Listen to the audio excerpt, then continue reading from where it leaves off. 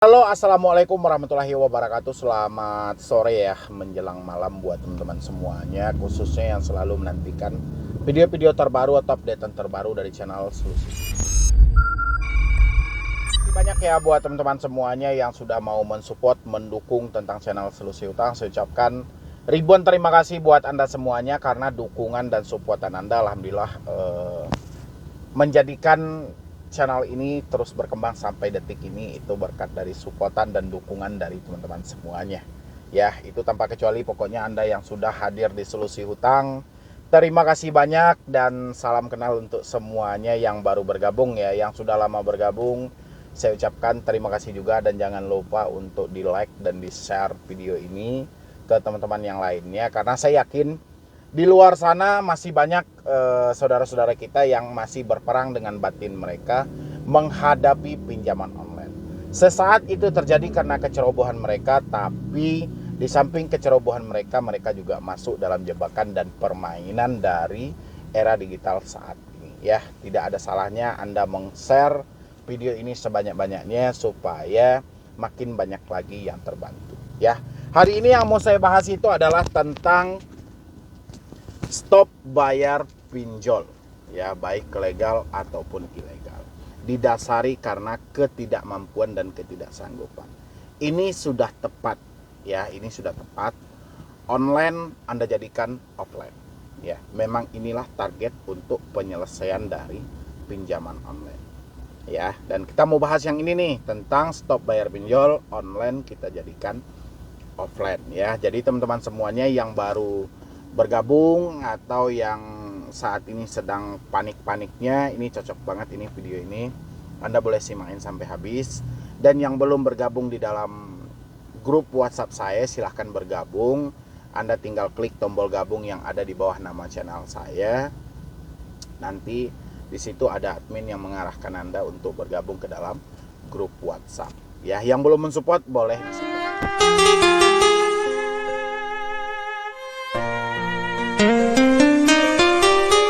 Bayar pinjol legal atau ilegal, ya. Di stop ini mungkin teman-teman semuanya sudah paham kenapa Anda men-stop melakukan pembayaran, ya. Di beberapa alasan, ada yang sudah capek dengan gali lubang tutup lubang. Semakin dia ikuti menggali, bukan menyelesaikan masalah yang ada, justru memperburuk keadaan yang terjadi, ya. Ada yang mulanya terjebak di 2 aplikasi karena dia gali terus menjadi 15 aplikasi. Ya. Ada juga yang terjebak di 5 aplikasi karena ingin mendapatkan solusi, ingin mencari penyelesaian dari masalah mereka, malah terjebak juga di dalam dunia hutang yang cukup luar biasa. Ya, ini mungkin ada orang yang mengiming-imingkan bantuan dan berbagai hal lainnya. Dan hari ini ya mungkin Anda sudah berada di titik mungkin ketidakmampuan itu sudah menyeluruh ada di dalam diri Anda. Ketidaksanggupan itu sudah menyeluruh ada di dalam diri Anda. Pertama, segi keuangan tidak mendukung lagi. Kedua, mungkin galian Anda di beberapa aplikasi sudah tidak cair lagi. Ya. Sehingga apalagi Bang? Sehingga muncullah ide-ide di dalam pemikiran kita browsing Google dulu lah. Browsing di YouTube dulu lah gitu loh, dan Anda menemukan channel saya hari ini, ya. Dan ternyata ya ketidaksanggupan Anda bukan hal yang kayak mana ya, yang baru gitu loh. Ternyata ini sudah lama. Memang semua orang yang terjebak di pinjol, yang bermain dengan pinjaman online, pada akhirnya akan berada di titik mentok.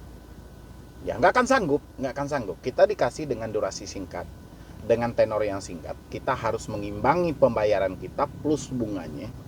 Tidak ada satu usaha pun yang sanggup menghadapi ini. Ya, kalaupun ada, itu semuanya sudah dipaksakan, sudah menjual aset-aset yang ada. Ya, tapi alhamdulillah sampai detik ini saya belum menemukan orang-orang yang menyatakan memang bermanfaat banget kehadiran pinjol ini. Ya. Justru yang ada plan ketidaksanggupan mengeluarkan unek-unek mereka, penyesalan yang ada gitu loh. Ya, menyesal kenapa bergabung di sini dulu, menyesal kenapa bisa tahu dengan pinjaman online, menyesal kenapa bisa mengikuti, itu yang ada. Jadi tidak ada yang menyatakan ini bermanfaat. Nah, tadi malam saya melihat ada postingan dari Otoritas Jasa Keuangan. OJK juga menyampaikan pertumbuhan untuk non-bank ya dari 2017 ke 2022 itu cukup besar, 697%. Dana yang telah disalurkan oleh P2P Lending ini mencapai 40 triliun. Luar biasa kan? Ya. Pertumbuhannya memang luar biasa. Ya, memang luar biasa pertumbuhannya. Makin ke sini makin banyak orang yang terjebak di dalam P2P ini. Ya, mulai dari fintechnya sampai ke penawaran dari dana-dana multigunanya. Ya, pinjaman-pinjaman cepatnya. Memang iya. Ya, kalau soal pertumbuhan yang dikaji OJK itu memang iya. Karena OJK tidak melakukan survei, di samping pertumbuhan yang pesat ini, apakah masyarakat mendapatkan manfaat di balik ini? OJK tidak mensurvei hal ini. Ya, OJK hanya mengkaji perkembangannya saja, berdasarkan investasi, berdasarkan pemutaran, berdasarkan hitungan dari premi ini, premi itu, mungkin hanya sebatas itu gitu loh. Tapi OJK saya rasa tidak paham keluhan apa yang terjadi di masyarakat setelah mereka terjebak dalam P2P lending yang menurut versi OJK yang telah dilegalkan. OJK nggak pernah paham keluh kesah, pengaduan sampai detik ini masih buta solusi.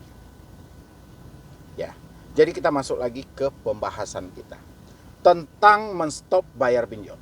Ya, menstop bayar pinjol ini bukanlah unsur disengaja. Ya, bukan unsur disengaja ini, tapi terkadang ya ada juga sebagian sebagian ini orang-orang yang menggunakan jasa-jasa kayak joki-joki pinjol yang sengaja, yang dengan nawaitu awalnya sudah sepakat ingin mengambil ini tanpa mau dibayar. Ya, ini beda hal ya, kita ke belakang kan. Jadi yang sebenarnya itu yang stop bayar pinjol ini adalah Anda yang saat ini benar-benar terjebak, benar-benar masuk dalam permainan itu tanpa ada dorongan dari siapapun. Ya, tanpa ada dijokiin, tanpa ada ini, yang jelas Anda masuk dalam itu atas dasar kebutuhan dana mendesak. Ya. Akhirnya apa? Mentok yang luar biasa. Dan saya cukup mendukung saat ini, ya. Daripada Anda gali lubang tutup lubang, terus-terusan mencari solusi dalam penyelesaian hal ini, ya. Jalan stop bayar ini saya sangat mendukung. Ya. Karena semakin Anda ikutin, mencicil, memperpanjang, ini tidak akan pernah selesai. Satu-satunya lawan dari online ini adalah offline. Ya, satu-satunya kita untuk menaklukkan pinjaman online adalah kita harus offline kan. Ya, kalau sudah kita offline kan, saya berharap teman-teman jangan ditambah lagi kerumitan yang terjadi ya. Ini biasanya orang-orang kalau kita sudah bilangin offline, pasti pertanyaannya DC ini datang ke rumah kan? Ya, yang namanya kita menghadapi offline, kita memang berharap kedatangan debt collector ini ke rumah. Ya, karena kita merubah ini sisi online yang modusnya banyak ke arah penipuan, ya kita robah ke menjadi offline dengan kita bertatap muka langsung. Ya, selama ini kita ikuti pembayaran online, mungkin di sebagian teman-teman ada yang kena tipu di posisi ini. Membayar secara online sudah sekian kali, tidak mengurangi hutang yang ada. Justru malah menambah. Ya, berarti Anda ditipuin. Anda mau komplain kemana ini? Anda komplain misalnya ke OJK. OJK, saya kemarin meminjam di pinjol, saya telah melakukan pembayaran sekian kali, tapi hutang saya nggak berkurang. Pernah nggak ditanggap? Ya, nggak akan ditanggapi. Kalaupun ditanggapi, OJK cuma bilang, selesaikan secara internal. Cuman itu solusinya. Ya, kebayang nggak itu? Ketika kita melakukan pembayaran dengan online, dengan segala upaya kita telah menabung, telah menyisihkan uang kita, ternyata ini nggak selesai. Makanya dengan Anda menstop bayar pinjol hari ini, kita robah yang online menjadi offline. Kita nanti kehadiran debt collector yang selama ini Anda takut-takuti. Kita nanti di posisi ini. Bagaimana Bang kalau misalnya saya nggak ada uang? Ini nggak ada perkara dengan Anda nggak ada uang. Kita hadapi. Ya, sekarang Anda mau nggak untuk menghadapi hal ini? Ya, oke. Ada debt collector yang mengancam, sediakan uang Anda, kami akan datang ke rumah Anda. Sampaikan, oke, saya akan sediakan. Saya akan sediakan uang saya, Anda silahkan datang, nanti bertemu dengan mereka. Disitulah kita ada jalannya negosiasi. Yang kata OJK selalu membalas email Anda, negosiasi secara internal. Oke, setelah debt collectornya datang, kita negosiasi secara internal. Kalau sempat ada debt collector yang datang ke tempat Anda, berarti kantor perwakilan mereka dekat di daerah Anda. Tanya, di mana kantor perwakilan Anda? Begitu sudah tahu kantor perwakilannya, datang. Setelah didatangi negosiasi, inilah yang negosiasi secara internal. Jadi bukan rasa takut.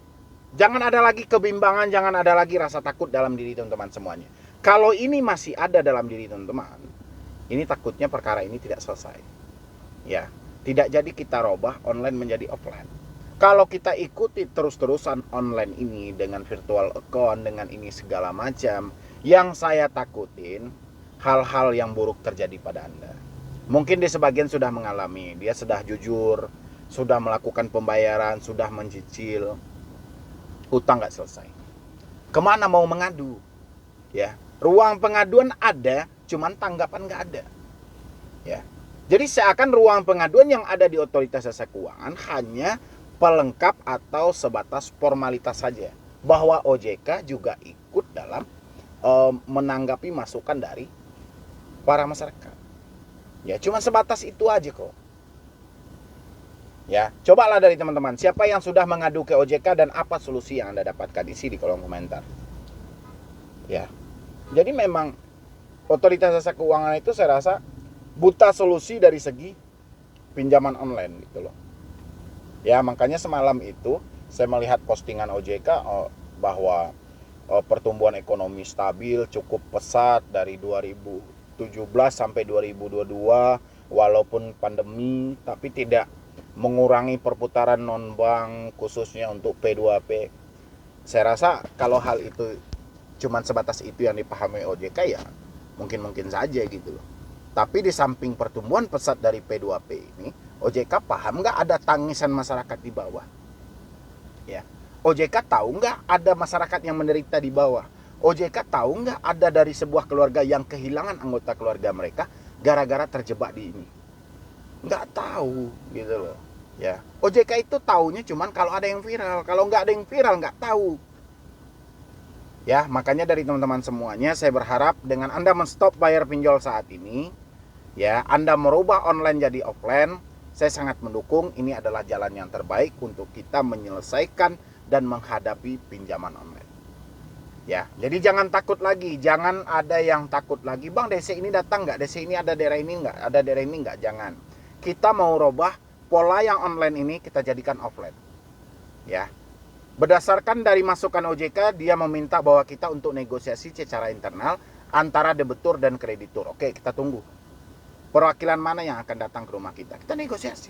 Secara internal ya oke, kita negosiasi langsung. Ya, mungkin dari saya cuma itu aja.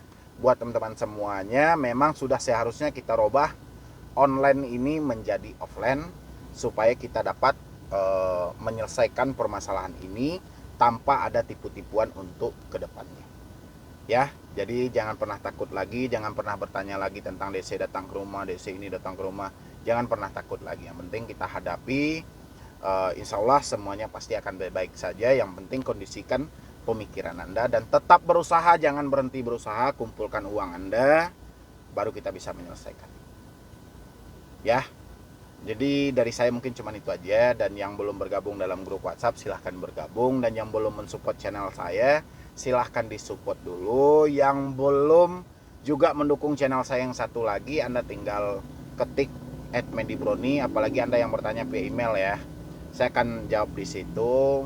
Nanti ada rekan saya yang akan menjawab semua pertanyaan Anda. Ya, jadi sekian dulu dari saya, Medibroni. WhatsApp.